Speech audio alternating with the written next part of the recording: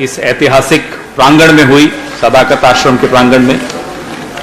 एक ऐतिहासिक दौर से हम गुजर रहे हैं जहां लोकतंत्र पे जो खतरे के बादल मंडरा रहे हैं वो आप सबके सामने हैं। वोट चोरी का अभियान आपके सामने, आप देख ही रहे हैं। निरंतर खुलासे हमारे नेता राहुल गांधी कर रहे हैं। वोट अधिकार यात्रा भी यहीं से गुजरी है। आज इस सब के परिप्रेक्ष्य में जो कांग्रेस की कार्य समिति की बैठक हुई, उसमें 2 प्रस्ताव पारित किए गए। एक राजनीतिक प्रस्ताव और दूसरा बिहार के वोटर्स के नाम पे एक अपील। मैं श्री केसी वेणुगोपाल जी, हमारे संगठन महासचिव जी से आग्रह करूंगा कि वो राजनीतिक प्रस्ताव और संगठन सृजन पर आपसे चर्चा करें। तत्पश्चात श्री कन्हैया कुमार, बिहार की जो अपील है जो आज कार्य समिति ने अनुमोदित की है, उस पर आपसे चर्चा करेंगे।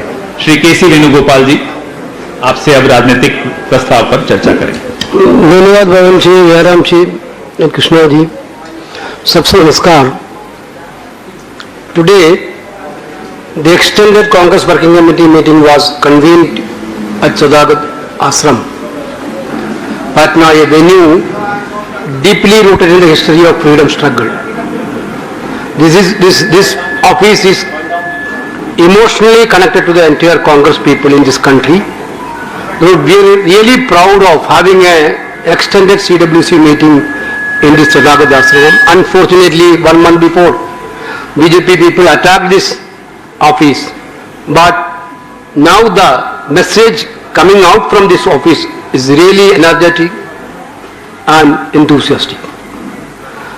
The meeting was attended by CWC presided by Congress President Mallikarjuna Kharge ji, attended by Rahul Gandhi ji and the CWC members, PCC President, CLP leaders, CEC members and parliamentary party office bearers. We have adopted basically 2 resolutions, and we have already discussed about one major organizational issue of Sankaran Srijan program. 51 people had participated in the debate, discussion. 51 people participated in the discussion. Basically, discussion on this resolution moved by Jairam ji on overall political situation in the country, and the resolution moved by our PCC President Rajesh Ram about the specific situation in Bihar ahead of the upcoming assembly elections. I would like to mention about the issue which had been thoroughly discussed in the CWC. Number 1 is, I already told, organization structuring program. Number 2, the vote chori program. Honorable Congress President and Rahul Gandhi congratulate the entire Bihar leaders for having a massive voter adhikar yatra these days. This yatra has created a very big buzz all over the country. Wherever you are going in our country, the people are now asking about vote chor, gaddi chor, nara. That much this nara reached to the bottom level of the people of this country. So we thought that this is one of the successful program done by our Gadbandhan, Mahagathbandhan in Bihar. So Bihar PCC also done a very good job. Honorable Congress President and LOP Rahul Gandhi ji really congratulated them. We are doing basically 3 programs. We have done vote chor gaddi chor slogan per. We have already done 2 programs. One is night marches in the district headquarters. All over India we have done, our entire party Prakrish done night march with 1,000 and 10,000 people participated in each districts. Number 2, state level rally on the same issue with huge participation we have demonstrated. Vote chor gaddi chor. September 15 to October 15 we planned a massive signature campaign. 5 crore people will sign the paper demanding asking 5 questions to the Election Commission of India. The signature campaign is already going on. We will collect 5 crore signatures from all over India, and in the end of the October, we will submit to the Election Commission of India this 5 crore signature demanding answer from the Election Commission of India.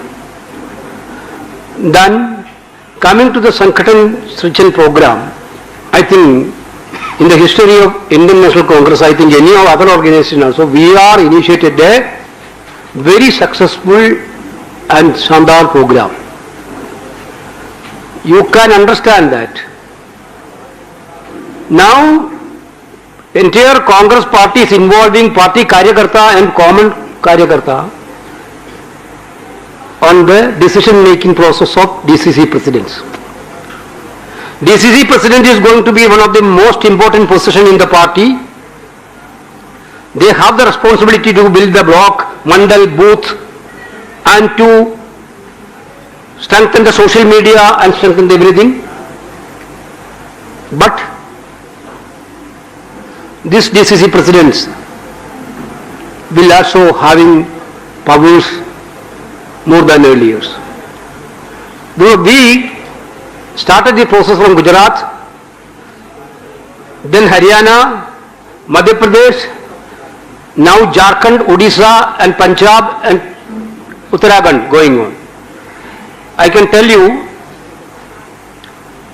so far 10 states has been taken up. I told about this. Gujarat, Haryana, Madhya Pradesh, Jharkhand, Odisha, Uttarakhand, Punjab. Now we are taking up Rajasthan, Chhattisgarh and then Telangana. There were 10 states. In 3 states DCC presidents are announced. State bar exercise is almost complete is 4 states. There were 7 states already complete process. Total organization district of this covered is 274. Total number of DCC president announced is 144.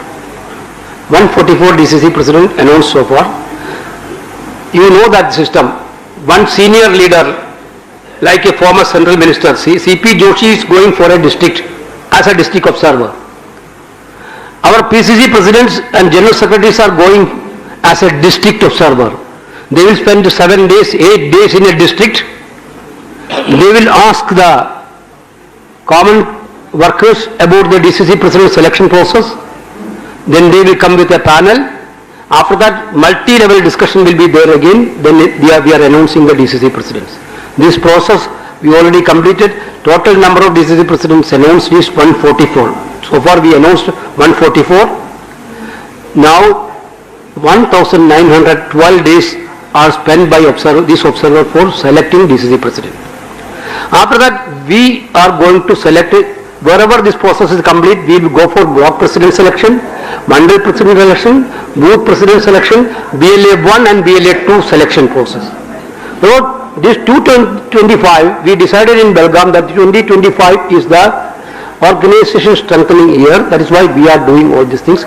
Today, entire CWC discussed and CWC totally satisfied about the process going on. They are very much proud of this process. This is what I want to say these things. Political resolution. Political resolution, I think Jairam ji can brief. राजनीतिक प्रस्ताव तो आपको मिल गया होगा, नहीं मिला है तो अभी मिल जाएगा, अभी आ जाएगा।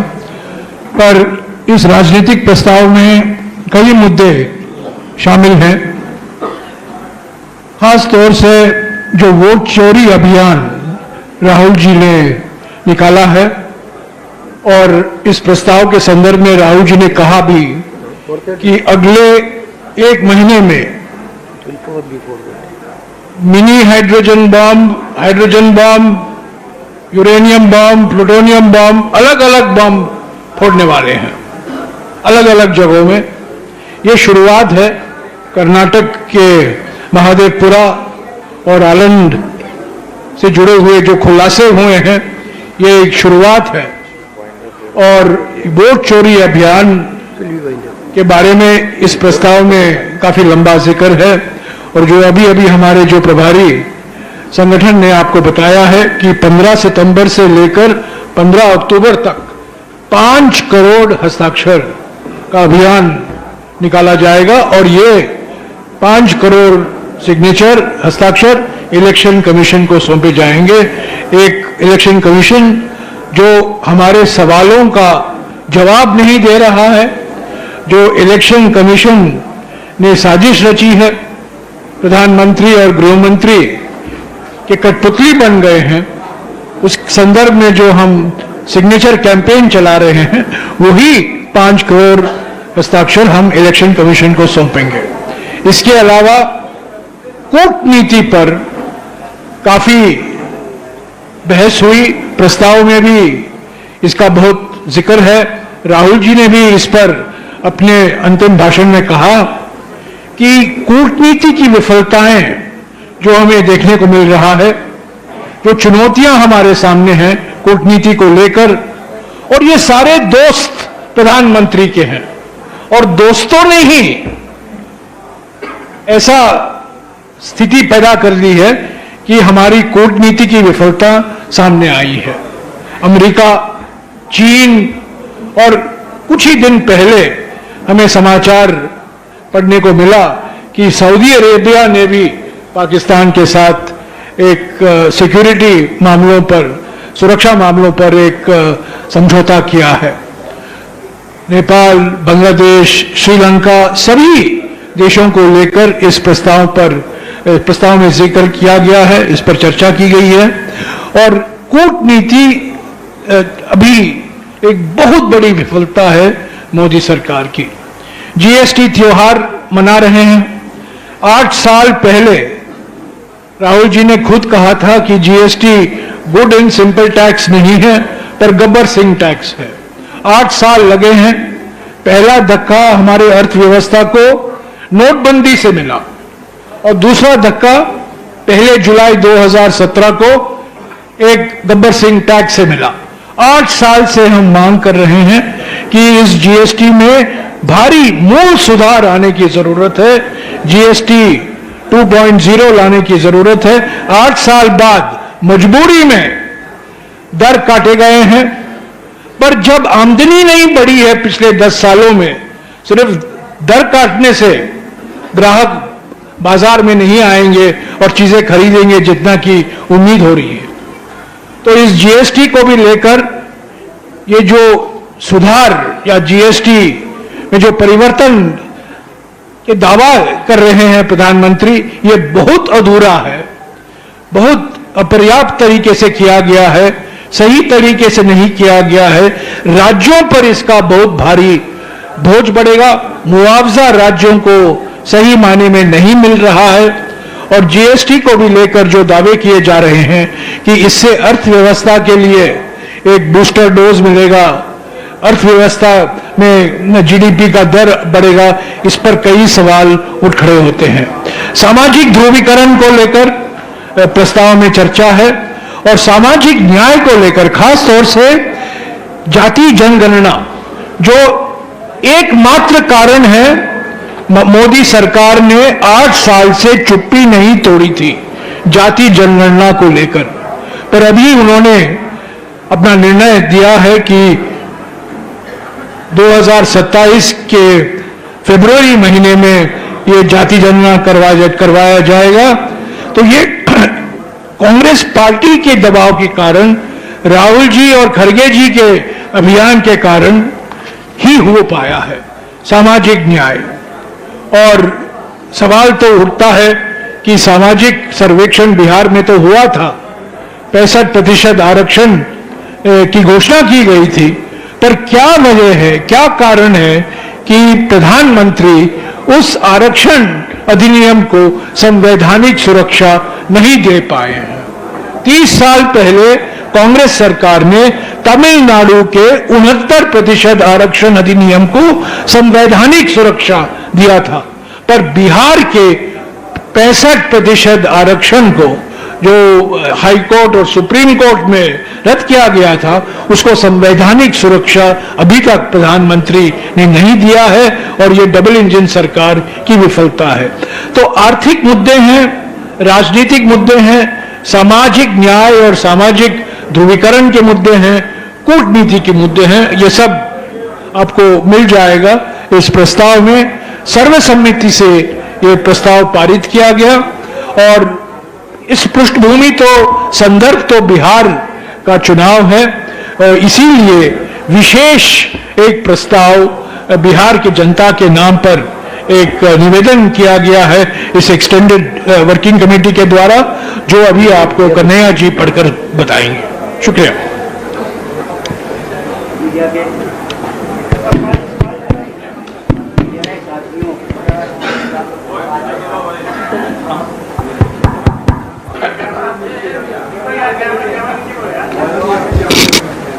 मीडिया के साथियों और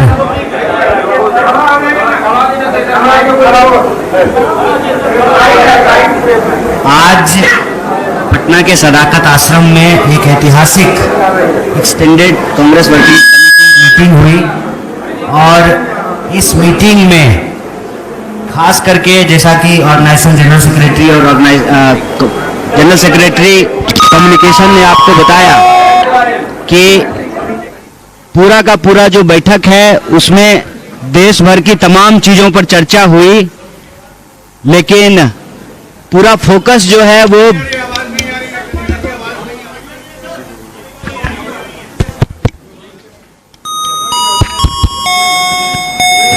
ऐसे ही बोल देते हैं, हम ऐसे ही बोल देते हैं।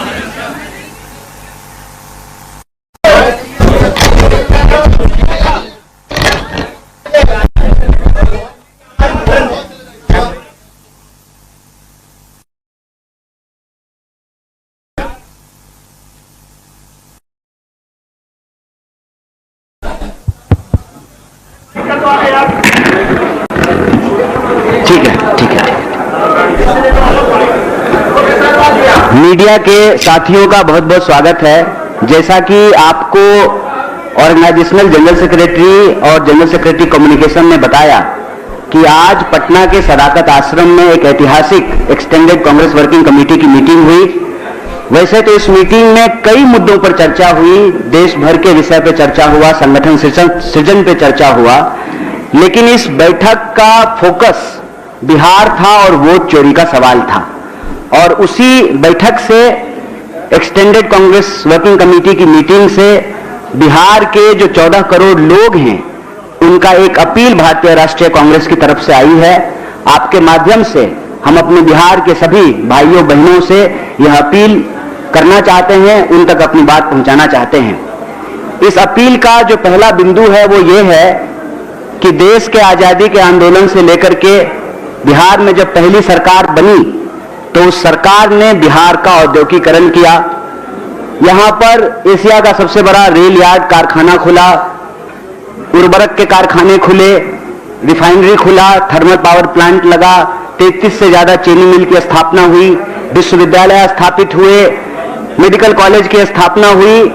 तो बिहार में कांग्रेस पार्टी की शुरुआत आजादी के आंदोलन से लेकर के आजादी के बाद औद्योगिकीकरण से शुरू होती है, जिसका फोकस समाज के अंतिम पायदान पर खड़े व्यक्ति तक विकास की उस धारा को पहुंचाना था, उनको बराबरी का अधिकार दिलाना था, उनके लिए सामाजिक न्याय और उनके हक और अधिकार को लेकर के लड़ना था। यही हमारी लोकतंत्र की मूल आत्मा है।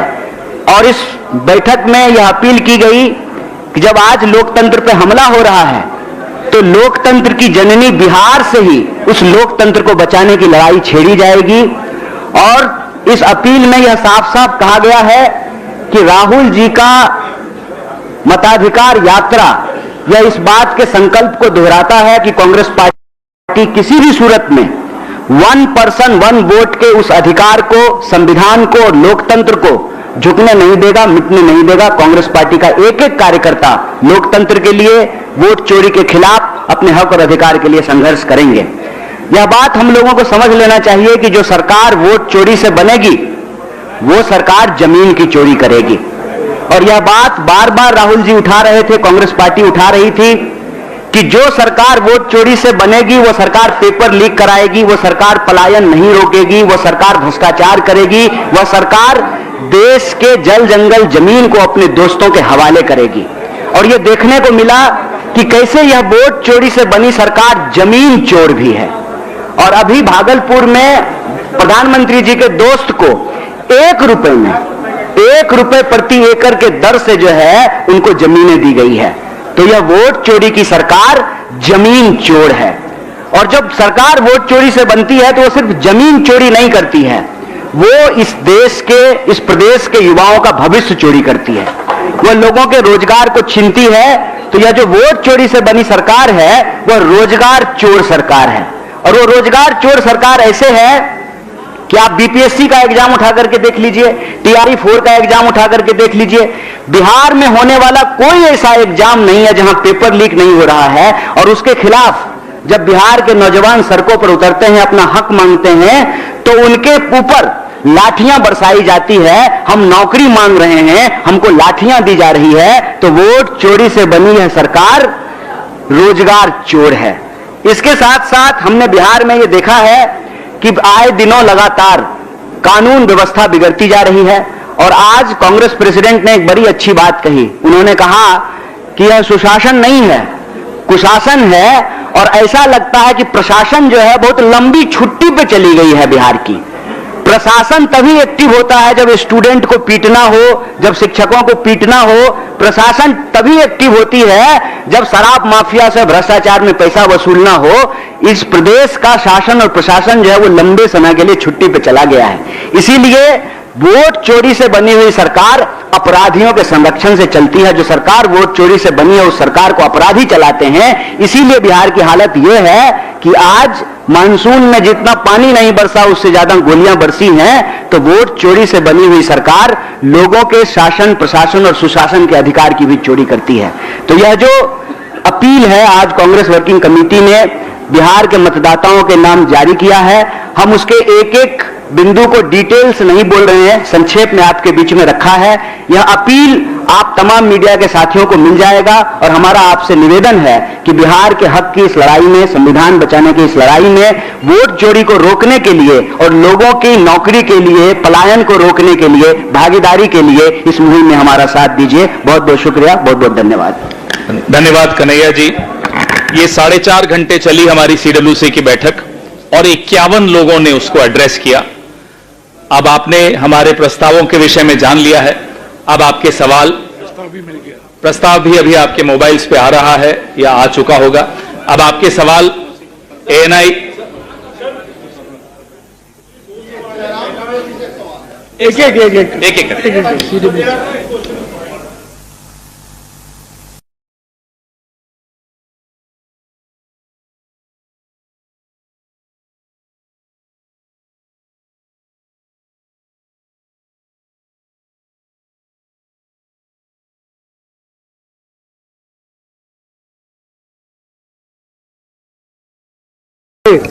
We are initial stage itself.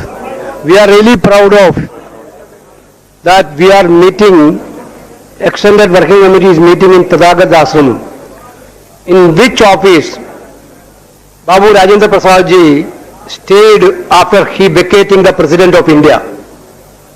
After vacating the President of India, Babu Rajendra Prasad stayed in this house. You checked that. So we are really proud of that Rajendra Prasad's legacy. The BJP is now trying, our CWC's aim is very clear. We have done in Belgavi, where there was no election. We have done in Ahmedabad, there was also no election. Now we are in Patna, because SIR is introduced in Bihar. After that, Vote Adhikar Yatra is also done in Bihar. Now Bihar is becoming one of the major democratic point. That is why we are, the history of Bihar is also like that only.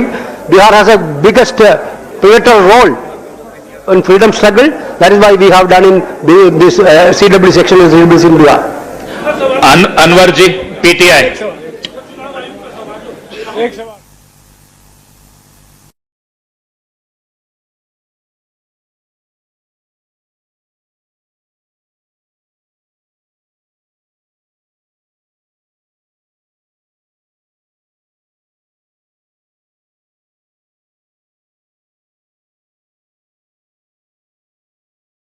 Suddenly, he himself demonstrated through his 2 press conferences that this is not really an allegation of vote chori. Here there is a clear evidence of vote chori. That was his press conference. Today he mentioned about that. He is again working on other constituencies, which Jairamji already told about, which can be a hydrogen bomb or any other bomb coming soon. The entire discussion on this issue is that basically these BJP people are now coming into the power with this vote chori exercise. They are not come legitimate. They didn't come legitimately. Basically they have stolen the election. That is why they become prime minister, they become chief ministers, everything. We are going to demonstrate in a bigger way in coming days. That is what Rahul ji also mentioned. आप पूछिए।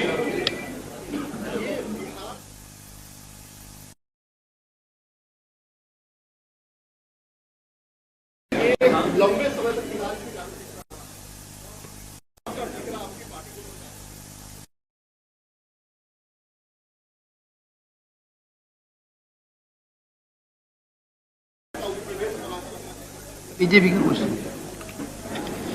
45 साल से freight equalisation policy नहीं है, ठीक है। आप इतिहास में मत जाइए, आज की हकीकत की बात कीजिए। आज की हकीकत है वोट चोरी, और वोट चोरी का नतीजा है पेपर लीक, बेरोजगारी, महंगाई। आप इस मुद्दों से ध्यान हटाकर आप मुझसे सवाल, आप नहीं, हमारे कई लोग ये सवाल पूछ रहे हैं कि 60 साल पहले आपने क्या किया। आप जानते हैं कि पहला तेल का कारखाना बिहार में लगाया गया और इसकी कड़ी आलोचना हुई, पंडित जी की कड़ी आलोचना की। क्यों आप बरौनी में लगा रहे हैं? क्यों नहीं आप जहां तेल आप निकाल रहे हैं, तेल और कहीं निकाला जा रहा है, पाइपलाइन लगाया गया, बिहार में वो तेल लाया गया और कारखाना बना अविभाजित बिहार में। तो इतिहास में कई बातचीत हो सकती